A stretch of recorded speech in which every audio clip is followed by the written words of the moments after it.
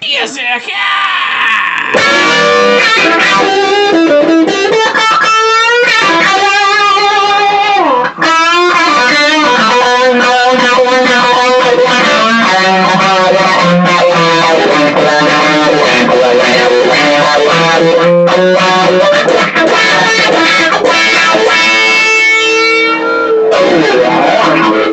Yeah! It's the Granville Island Maple Shack Cream Ale, Vancouver, British Columbia.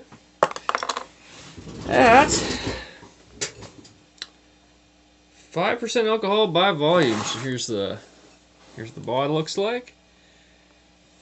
Let's give this a pour. Cream Ale! It's a Granville Island Maple Shack Cream Ale. It's a Granville Island Maple Shack Cream Ale.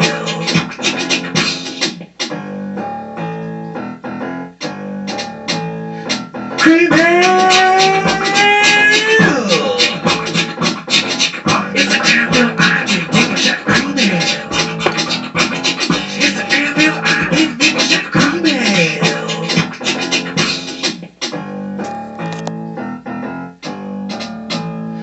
Cream Ale! It's a Granville Island Maple Shack Cream Ale.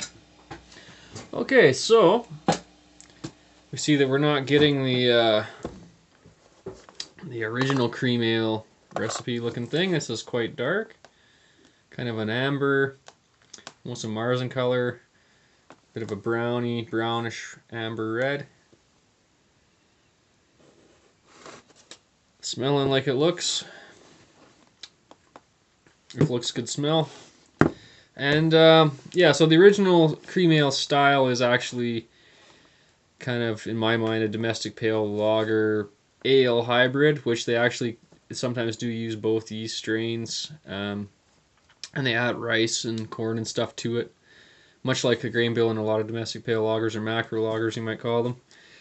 But they use an ale yeast generally, and you can Wikipedia this or whatever, or Google it, or maybe look on some other sites to see exactly what I'm talking about. But so this is kind of a newer take on a cream ale. It's not exactly the original pale ale / lager cream ale, depending on what they did, because it wasn't all exactly the same, I guess, back then.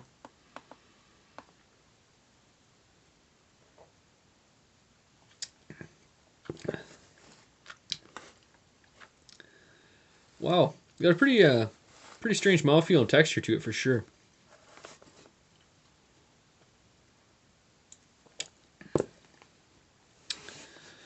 Okay, not a big fan of the bitterness in the back. Not a big fan of the aroma. It's kind of got that nutty aroma, but it at first kind of smells good, but generally leads down to a road of shitty craft brewery flavors.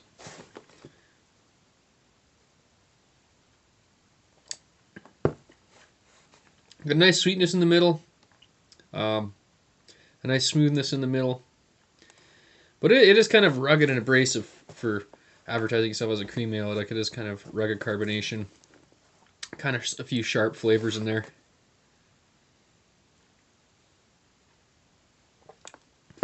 Oh, and all this could have gone worse. Actually, this is probably a good beer for them to brew. And actually, the original cream ale style would be pretty good for these guys to brew. I'm not a real huge Granville Island fan. Hope they step it up a notch or two, because there's a lot of breweries opening up, and they got a pretty good foothold with their brand name and their marketplace in Vancouver here. So hopefully they kick it up a notch. This one's not too bad. This is one of the better ones from them. And as for the maple, yeah, I'm picking up a bit of maple in there.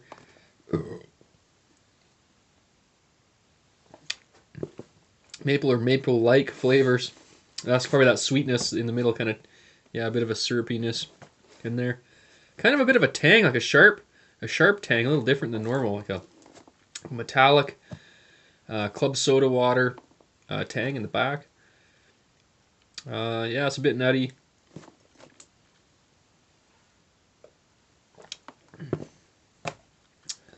Yeah, the maple's really saving this beer. That's where all the good flavors are coming in. Maple or whatever maple extract they use or whatever. It's so this is one of the better ones from Granville Island. Um, and anyway, it's from the Under the Bridge series with the rest of the trolls and junkies. This is what you drink when you're under there, I guess. Yeah, I just hope they step it up a notch because, like, the competition that's coming in with all the breweries opening up in the United States and in Canada and worldwide with this craft beer trend or whatever. Yeah, step it up a notch because this is like tourist town beer. There are worse ones around for sure. This is drinkable, but definitely down there. I would give it a. I can't quite pass it. I'm gonna have to give it 5 out of 11. Realistically, it's got too many bad flavors and kind of synthetic things going taste of that. It's lacing quite well, but with there is a bitterness in the back, but it's not really coming across like too big of a hop bitterness. Although that may be what it is.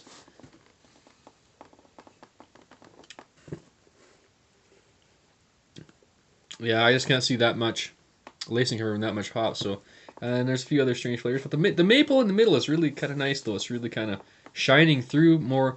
So if you're worried about like label, is this going to taste like maple? A lot of craft beers, when they advertise a flavor on the front, whether it's strawberries or whatever, sometimes that's a huge flavor in the beer. Like they say raspberries, and you think it's going to be subtle. Sometimes it can be huge. So yeah, definitely quite a bit of that maple in the middle. Kind of saving the beer. It's refreshing and be better on draft. I would say give this one a pass for sure. Beerzerker! Don't drink it. I'm out. Yeah.